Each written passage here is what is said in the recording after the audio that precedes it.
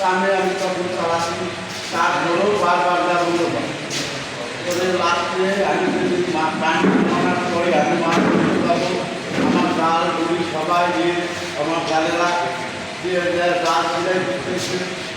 ইতিমধ্যে মানে নুরুল ভাই লোকজন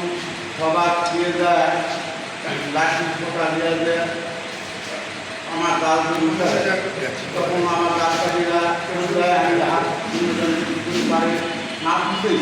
ওখান থেকেই আমি ব্যাগ করে চলে আসি ভাই আপনি কে ওই খুলে দাঁড়ানি 11টার সময় গেলাম আর আমার 6:30টায় ফোন করা হয়েছিল যে আপনি আইনগত ব্যবস্থা নেন